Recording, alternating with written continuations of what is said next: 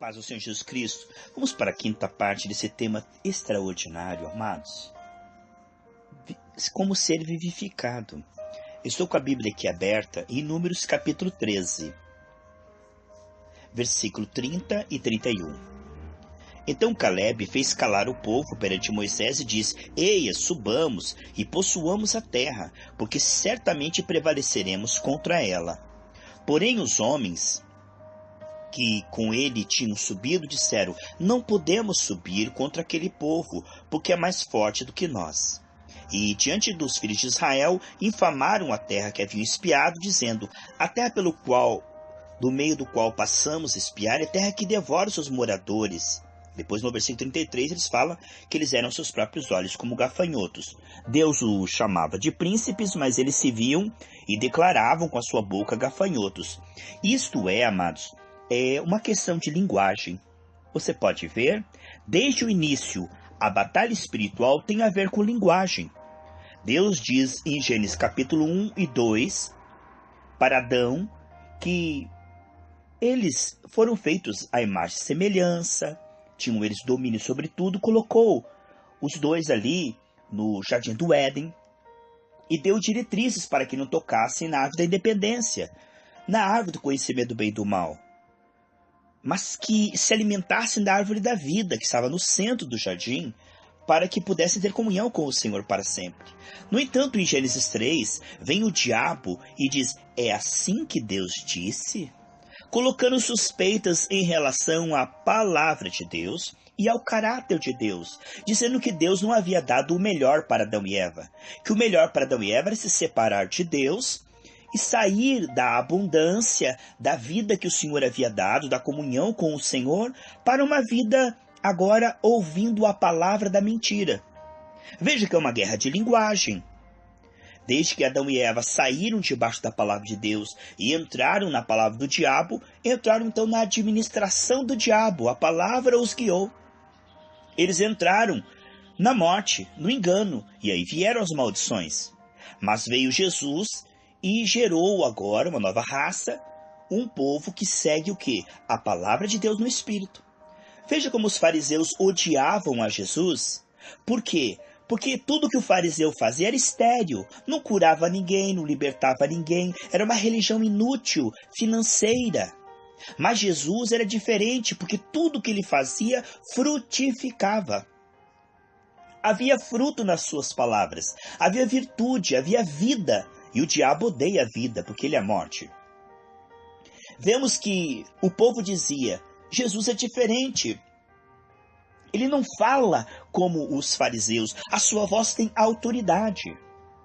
Então hoje o diabo usa aquela mesma ferramenta enferrujada, que só pega incauto e soberbo inchado, com a sua mente carnal, tentando colocar em dúvida a mesma coisa, o caráter de Deus e a palavra de Deus, dizendo: não é bem assim que Deus falou. Jesus levou as enfermidades? Não levou, não. Olha aí quantos cristãos enfermos. Jesus provê todas as coisas? Ele é Jeová Jiré? Não, vamos mudar o nome dele. Ele era o Deus que provia, ou o nome dele vai ser: Ele é o que vai prover no céu. Mas o nome dele não é: Eu sou o Senhor que provê todas as coisas. Então eles entram aí com a mesma arma, tentando colocar em dúvida o sacrifício de Cristo, que ele não levou as enfermidades, que ele não levou todas aquelas coisas que nos tiram a paz, todas as maldições que Adão e Eva colocaram na terra por sua desobediência. A obra de Cristo é muito superior, ela é toda abrangente. Eles acham um absurdo crermos que a obra de Cristo é superior que a obra de Adão, que Cristo realmente na cruz nos redimiu completamente, que ele nos redimiu espírito, alma, corpo, que todas as áreas foram redimidas, que foi um está consumado mesmo, né? Então vem o inimigo através da boca dessas pessoas para colocar incredulidade, dúvida em relação à cura divina, dúvida em relação à provisão, assim como a salvação espiritual. Eles vêm desesperados a tentar infectar com a sua incredulidade, com a sua palavra de incredulidade, assim como veio em Gênesis 3. É a mesma serpente, é a mesma voz, querendo dizer que Deus não nos deu um paraíso, que o paraíso é desacreditar e se afastar de Deus, que o paraíso é outra coisa a não ser a comunhão com o Senhor, buscando o reino de Deus e a sua justiça em primeiro lugar. Então aqui em Números 13, o que nós vemos sem dúvida é duas linguagens: os filhos das trevas e os filhos da luz, aqueles que estavam realmente com Deus e aqueles que estavam com o Senhor. E vemos claramente que o lado do Senhor é o lado da fé, é o lado de repetir aquilo que Deus falou com eles. Deus havia dado uma palavra e agora Josué está dizendo esta palavra diante das circunstâncias, diante dos gigantes, diante de tudo. Nós vemos em Josué esse espírito excelente, esse espírito de fé. E este povo dizendo: não, vamos confessar as circunstâncias. Nós estamos em apuros, nós somos gafanhotos, nós estamos desamparados. Deus não livra não, Deus não prospera não, Deus não cura não. E quem fala o contrário é fanático. Quem está falando ao contrário é exagerado. Nós temos no capítulo 14, claramente, que Josué novamente vai lá, no versículo 8, né? Números 14 e 8. Ele vai lá e diz: o Senhor se agradar de nós vamos entrar nessa terra, Ele nos dará essa terra que mana leite e mel, como Ele prometeu, né? Não sejam rebeldes essa palavra que o Senhor falou. Não temam o povo dessa terra, porque nós vamos devorar eles como pão. O amparo deles se foi. Deus não está com a doença, Deus já destruiu a doença, Deus está conosco, né? Em outra linguagem, não sei o que você está passando, qual é o teu gigante. Então ele diz: olha, o amparo deles se foi, Deus está conosco. Mas apesar disto, você veja como a pessoa está endemoniada, ela não somente ela é incrédula, infectada, mas ela se desespera com a fé. Assim como aqueles fariseus se desesperaram com Estevão, eles se desesperam e querem calar a voz da fé, a voz da frutificação. Eles querem a terra desértica, sem fruto, porque pelo fruto nós conhecemos a árvore, né, irmãos? A semente que germina vira fruto. Então eles não somente duvidam de Deus, não somente eles não acreditam que Deus livra, como hoje muitos não acreditam que Deus livra das doenças, não acreditam que Deus livra das dívidas e do desemprego. Eles não acreditam e ainda querem matar, querem calar, amordaçar Josué e Caleb. Eles disseram: vamos apedrejar Josué e Caleb, porque eles estão falando que Deus abençoa, eles estão falando que Deus está conosco, eles estão falando que Deus é fiel. Vamos calar a boca dessa gente. Quem que era que estava na vida dessas pessoas, irmãos? Era o diabo. Era o diabo, porque Josué e Caleb eram o remanescente fiel. Era uma minoria, irmão, sempre será uma minoria. Mas é com esses que está a voz do Senhor, é com esses que está a palavra e o espírito correto. E Josué e Caleb estavam na fé, meus irmãos. Eles estavam ali, honrando o Senhor, repetindo que o Senhor era presente, que o Senhor era fiel, que a palavra de Deus é verdadeira, que as circunstâncias não significam nada, porque Deus está conosco. Amém, irmãos? E aí eles queriam apedrejar. E justamente nesse momento em que eles querem calar o fiel, que eles querem amordaçar Josué e Caleb, a glória de Deus se manifesta. E diz: até quando esse povo vai duvidar da minha palavra? Até quando esse povo vai me provocar? Irmãos, tudo aquilo que nós fazemos contra o corpo de Cristo, nós estamos fazendo contra o próprio Cristo. Como foi o conselho de Gamaliel: cuidado para não estarem combatendo com o próprio Espírito de Deus sem saber, né? De tão cego que está.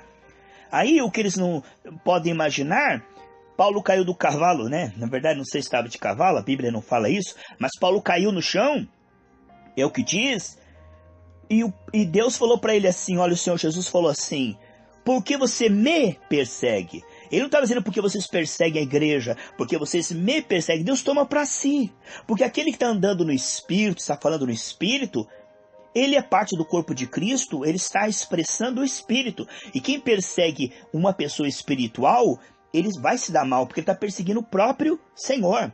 Então, quem estava perseguindo aqui Josué e Caleb, cheios do Espírito? Quem é que estava perseguindo Josué e Caleb que estavam cheios do Espírito? Era o diabo. E o Senhor disse: olha, por que vocês não creram na minha palavra? Porque vocês deram um mau relatório. Porque vocês não confessaram o que eu confessei. Vocês não repetiram o que eu falei.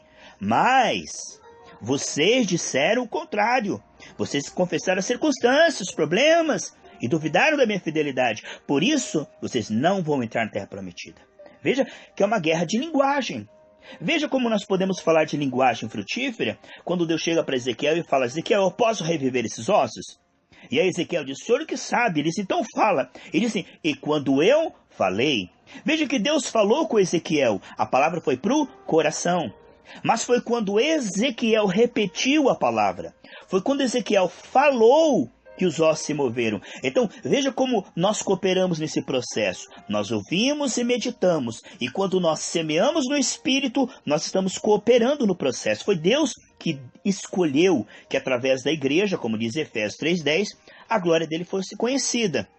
Nós vemos que é uma guerra de linguagem. A incredulidade, o espírito de incredulidade. Aí diz 2 Timóteo 1:7 que Deus nos deu um espírito de fé. A fé, ela é fruto do Espírito. A fé em Deus e na palavra de Deus, ela não tem condenação. Contra a fé não há lei. Nós vemos que a fé em Deus, aqui de Josué, a fé na palavra dita, ela é indiscutivelmente do Senhor. É claro que existe nível de fé. Então, se você crê, aqueles que não creem vão achar absurdo você crer. Porque eles não veem o que vocês estão vendo. Eles não têm a comunhão com Deus que você tem. Então eles acham absurdo você crer que Deus quer curar. Porque você andou com Deus, conhece o coração de Deus, a mente de Deus. Você tem visto e ouvido coisas do terceiro céu. Então aí você vê as escrituras e compara e vê que desde Gênesis e Apocalipse, Deus é o Deus que sara. Não é o Deus que, é claro que existe texto lá em Apocalipse, que quando a igreja se desobedecer, ele diz: eu vou jogar numa cama, se não arrepender, né? Então o homem quando teima com Deus, quando se rebela, ele pode ficar enfermo sim, irmãos. Ele pode passar maus apuros como o filho pródigo que saiu da casa do pai. Mas isso não é a vontade perfeita de Deus. A vontade perfeita de Deus, irmãos, é que nós devemos temer ao Senhor, alimentar a nossa fé e frutificar para a glória dele. Então nós não estamos falando de rebeldia, nós estamos falando de pessoas que andam com Deus como Josué e Calebe, que tem um espírito excelente, né? É maravilhoso, irmãos. Pessoas que andam com Deus, né? Ouvem a Deus. Em Jeremias 7 diz: uma coisa eu pedi, dai ouvidos à minha voz. Foram pessoas como Moisés, que ouviram a Deus e falaram as palavras de Deus. Você acha que Moisés estava sendo soberbo quando andava com Deus, ouvia a palavra de Deus e falava a palavra de Deus? Não, irmãos. Ele era um representante, um juiz. Assim, aqueles que andam com Deus ouvem a palavra de Deus e falam a palavra de Deus como Jesus fazia na Galileia. Fala com a febre, fala com a doença, fala com as batalhas espirituais, tudo aquilo que ele discerne, que é do ladrão que está matando, roubando, destruindo, ele fala. Ele vai contra, ele tem uma fé agressiva. E o diabo se desespera, porque só este realmente está fazendo as obras do diabo. A fé religiosa não faz nada contra ele, ele nem se importa, né? O morno, Deus vai vomitar. E aí o diabo se desespera com esses tão poucos remanescentes que estão ferindo as obras das trevas, estão desfazendo as obras das trevas com a espada do Espírito, que é a palavra. Nós vemos pessoas como José, como Daniel, como Davi, homens que andaram com Deus e que tiveram a sua visão e o seu coração transformado, e falavam com fé como Josué diante de Jericó. Essas pessoas que andando com Deus, ouviam o que ninguém mais ouvia. Enquanto o povo estava todo ali preocupado, Deus falou: olha, esses egípcios que vocês estão vendo, vocês nunca mais vão ver. E ele fala a Moisés: levante seu cajado. Enquanto o povo está desesperado, Moisés, que ouvia a Deus, era guiado por Deus. Ninguém estava ouvindo, só no caso aí Moisés. Mesma coisa, irmãos, quando o povo estava murmurando que não tinha água, e Deus fala com... Enquanto o povo está murmurando, né, não escuta a Deus, está na carne, a dimensão da carne não ouve a Deus. Aí Moisés ouve a Deus, e Deus diz: naquela rocha lá tem a água, e a rocha dos séculos é Cristo, e a água é a palavra e o Espírito. Amém, irmãos? Esse é o nosso pão diário, é a palavra e o trabalhar do Espírito, nos fazendo cada vez mais íntimos do Senhor. Vemos que pessoas que andaram com Deus ouviram a Deus e tiveram muito mais do que apenas a letra, tiveram a revelação no Espírito, a revelação clara e nítida do autor que escreveu, porque somente o Espírito que escreveu a Bíblia pode revelar ela de forma adequada. A mente humana não pode alcançar. Então a pessoa tenta, na sua compreensão carnal, entender a Bíblia, entende errado. Mas para o humilde é revelado as Escrituras. E aí, amados, essas pessoas que andam com Deus, elas conseguem crer nas promessas de Deus. Elas não estão infectadas como Gênesis 3, que Adão e Eva ficaram com dúvida em relação a Deus, a palavra de Deus. Então, hoje o que nós vemos é uma guerra de linguagem. O espírito das trevas e o espírito de Deus. O espírito de Deus é o espírito de fé. O espírito das trevas é o espírito da dúvida. Será que Deus quer curar? Não sei se Ele quer curar a todos. Eu acho que não. Analisando os gigantes, as montanhas, analisando as circunstâncias, eu acho que Deus não quer curar. Ou, na minha opinião, é um absurdo dizer que Deus quer curar a todos. Deus cura, mas cura quando Ele quiser. Quem fala que Deus cura quando Ele quiser, está dizendo que às vezes Ele não quer curar. E quem crê num Deus que não quer curar, não está crendo em Jeová Rafa, eu sou o Senhor que te sara, está crendo em um outro Deus. Se você recebe um outro Deus que não quer curar, esse Deus fica com ele e vai com ele para o inferno. Porque o Deus da Bíblia é o Deus que quer curar a todos, e na cruz levou todas as enfermidades. Aí coloco em dúvida em relação se Jesus levou ou não levou as enfermidades. Não, Ele não levou não. Ele só levou o pecado. Não vem com essa que dizer que Jesus levou as doenças, porque não levou não. Então aí coloca em dúvida a expiação de Cristo. Quem é que coloca dúvida em relação a essa palavra, sendo que em Mateus 8 Jesus diz, para que se cumpra as escrituras, que eu levei as enfermidades? Ele diz lá em Mateus 8, citando Isaías 53, para cura física, e ele diz, ó lá, para que se cumpra a escritura, ele curou um monte de pessoas, né? Então, o diabo está sempre aí, irmão, querendo torcer as escrituras, colocar dúvidas, e eles se desesperam, porque jamais poderão enganar os escolhidos. A Bíblia diz que procurarão, mas não enganarão os escolhidos. É maravilhoso que aquele que conhece a voz do bom pastor, de maneira alguma seguirá essas mentes carnais inchadas. Eles têm uma comunhão com Deus, então eles têm uma revelação. E aqueles que não têm a revelação e não andam com Deus, eles não conseguem compreender. Eles acham que essa fé é fanatismo, é nova era, é coisa do capeta. Só pode ser coisa do capeta, né, irmão? Crer que Deus cura enfermos é coisa do capeta. É crer que Deus provê, assim como proveu para Pedro o dinheiro na hora para pagar as contas. Crer nisso é crer no capeta, porque Deus não faz. E se fizer, faz de vez em quando, sei lá quando. E se você diz sei lá quando e com quem, se é aleatório, quando ficar enfermo, não vai ter certeza de cura divina, não. Quando ficar endividado, talvez seja a vontade de Deus. Então vai ter uma fé doente, uma fé que vai abrir brechas para o diabo atacar. Porque a fé é a certeza das coisas que se esperam. Se eu não tenho certeza que Deus quer me curar, quando eu ficar enfermo, eu não vou ter essa fé. Eu vou dizer, não sei, se for a vontade de Deus. Se não for também eu morro, o que vai te fazer? Chegou a minha hora, não sei o que lá. A pessoa não tem fé. Nessa área o diabo ataca ela. É muito triste, irmão, quando a pessoa não crê nas promessas do Senhor. É muito triste quando a pessoa não tem comunhão com Deus. Então é tudo turvo, é tudo nebuloso, é tudo com ponto de interrogação. A pessoa está ali, mas aquele que anda com Deus, de maneira alguma seguirá estranhos. Ele conhece a voz do bom pastor. Ele tem aprendido com Deus. E Deus tem aberto as escrituras. Ele diz, os teus frutos, o fruto dos teus lábios virão de mim. Então aquele que anda com Deus, irmão, ele está numa outra dimensão. Sabe, para aqueles que estão na dimensão da carne, as coisas do Espírito são loucura. Eles não podem discernir, nem podem entender. E aí eles pensam que são sábios, indo contra aqueles que têm visão. Indo contra aqueles que creem na cura divina. Eles vão contra aqueles que creem que Deus provê. E que Deus provê abundantemente, como diz 2 Coríntios 9:8. Né? Você sabe que 2 Coríntios capítulo 8 e também capítulo 9 está falando de contribuição financeira.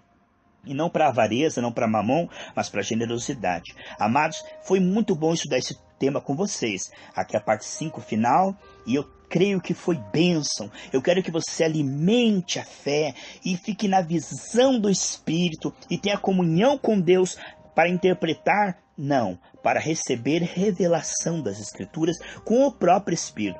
Porque aqueles que são ensinados pelo Espírito, aqueles que aprenderam no Espírito, esses te ouvirão. Lá em 1 João diz assim, nisso nós conhecemos o Espírito de Deus e o Espírito do erro. Aqueles que andaram com Deus e que aprenderam com Deus te ouvirão. Os demais dirão que você é um falso profeta, um herege, que você está torcendo escrituras, né? Porque agora, irmãos, não é Jesus que inventou a cura divina do Gênesis e Apocalipse, não. Quem inventou a cura divina e a prosperidade foi Kenneth Hagin, né?